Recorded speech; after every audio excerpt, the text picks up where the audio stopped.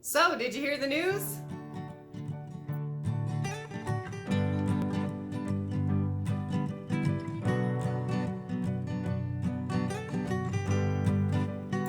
So if you saw my last video, you know that I made a couple of announcements, and the first one is that the Upcycle Design Lab and our entire household are moving in just a couple of months.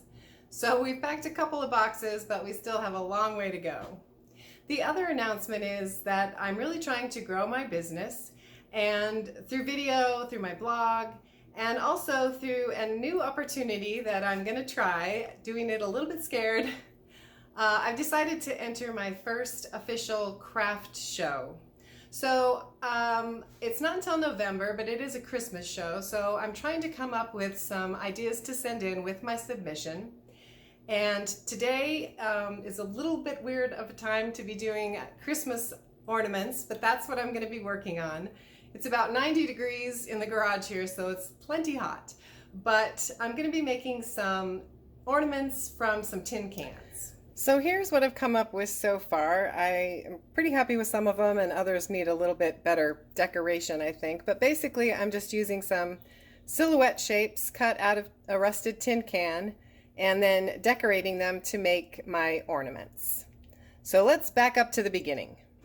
If you've seen some of my other videos, you know I love working with tin cans. I don't know, they're just something sort of fun and rustic about them. So I always rust my tin cans before I use them, and I will link to the video on how I do that in the description box. But the first step, once you have your rusted can, is to take some tin snips, and the type I prefer are these two scissor pairs. There's a large pair and a smaller pair. And this job is pretty messy, but you can be kind of rough with your can. And you can see all the stuff falling off here. Sometimes you're lucky enough to get cans that you can take the bottom off with a can opener as well. Most of the cans have those rounded bottoms now. So I usually just cut across the bottom as well.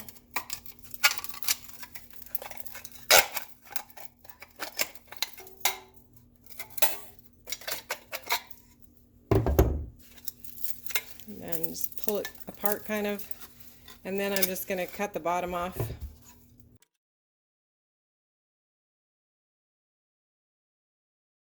And there's a little reinforced rim around the top that you also need to cut off. But the good thing about working with a rusted can, you can also do this with cans that aren't rusted. They are a lot harder to work with as far as getting them not to curl up so bad. But once you have a rusted can, you can kind of just flatten it out with your fingers. Oops, bumping the camera there. It's not going to be perfectly flat, and I usually go back and kind of hammer the folds out a little bit to get it a little bit flatter. But you can see that it's pretty easy just to flatten out. So I'm going to clean up this mess, and then we'll come back and cut out a shape. So I've got my can flattened out, and I just have a little paper template. I use a couple of clothespins to hold the template on, and then I like my small pair of tin snips for this particular job. They're easier to hold and feel a little bit more like scissors. So this step is pretty simple. You can do some of the curves and things pretty easily with these tin snips. You might have to bend the metal out of your way a little bit. And it helps if you come at it from different angles. But it's a pretty simple process, obviously. When you get to curves, you want to take just tiny little snips. And this part of the job is a little messy as well, so that's why I end up doing it outside. You might want a mask. You definitely want gloves because there are sharp edges on this tin, obviously. And then when you get to a spot, you just move your clips around so you can keep going. So right here in this curve, this is what I mean. You're going to want to take really little snips as you kind of work your way around the curve.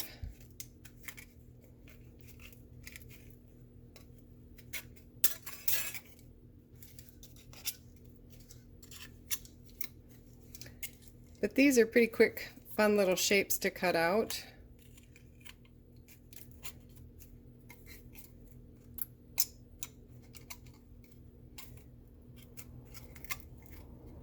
If you've seen my other projects, I've made a lot of sort of bigger, more complicated tin can things. I covered a tabletop, I made some yard ornaments. But this is just a quick and simple project. Oops, I just broke my template. Just finish up my curve here.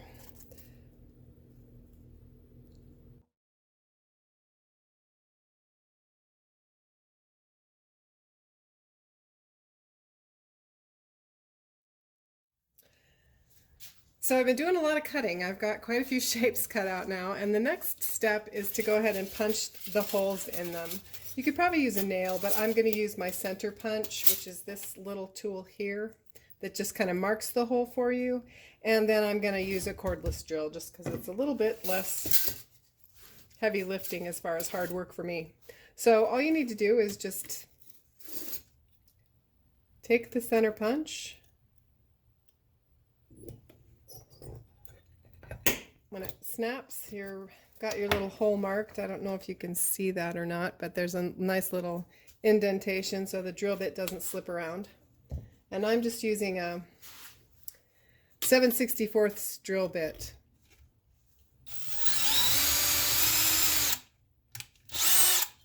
And it doesn't take much to get through this metal. So you can use whatever size hole you want, but this is a good size for the cord that I have. So I'm going to carry on punching holes and drilling holes, and then we'll come back for the fun part. All right, so we've made it to the fun part of this project. You can kind of decorate your cutouts any way you want to. I usually like to decorate the rusted tin cans with just a little bit of paint on a wadded up paper towel. And that way you can just sort of dab on a little bit, as much as or as little as you want.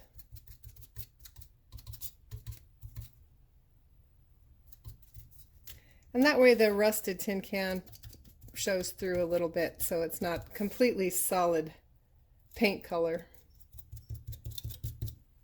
which I think just makes it a little bit more interesting.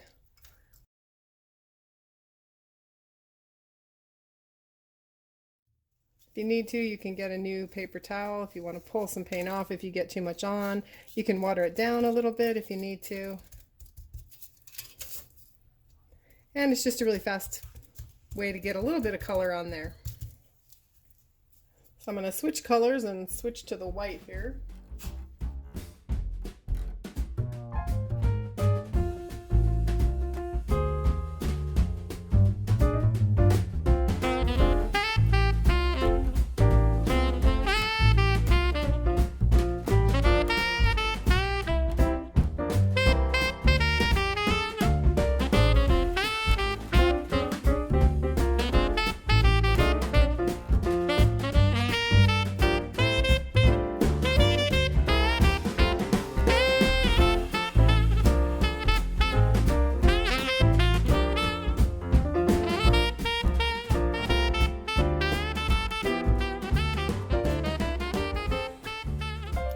Alright, if you thought that was messy, it's going to get even messier. I'm not usually a glitter person, but I've decided to add some glitter to all of my pieces. So I'm going to put a little coat of the Mod Podge on here. It's a glossy finish, but you can also get it in matte. And then I'm just going to sprinkle on some of the glitter and let that set up and flip it over and do the same thing to the other side. So like I said, you can certainly do as much or as little as you want on these things. This is sort of the creative fun part of it.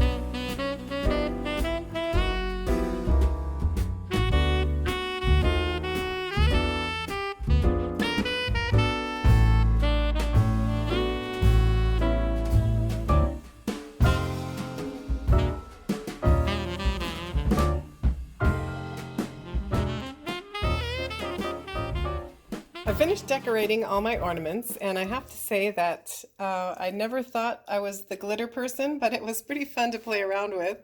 So I did end up trying a couple of different things. I painted half of each of my shapes, and on the other ones I didn't paint them. In some cases you can't really tell that much difference. This one's a painted one, for example, and this one just has the glitter on it. Same with this one is painted, and that one just has glitter. The snowman you can see the most difference on, I guess. And then I just had some fun. I played around with some different ways to finish each side so they're a little bit different on each side.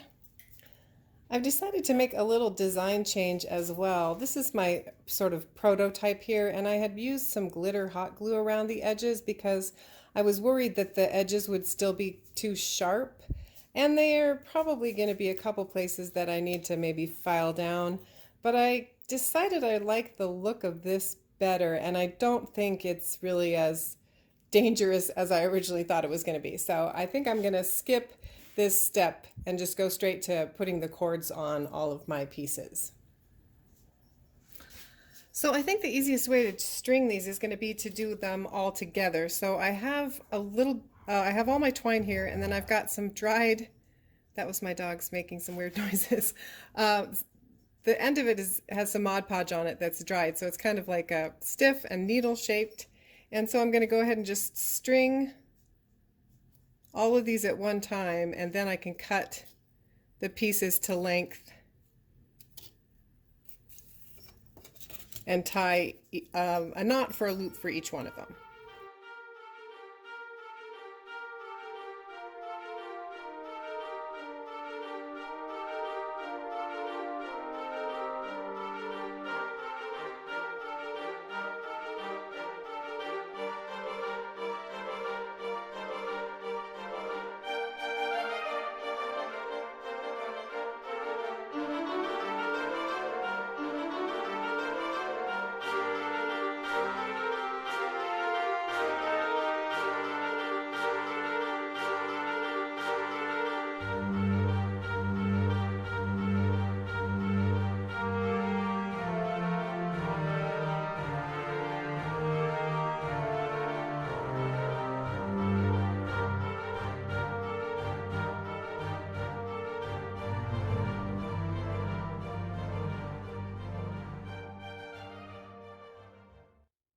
So how would you decorate your ornaments? Let me know in the comments. And thank you so much for watching. Be sure to like and subscribe, and I'll see you back here soon in the lab.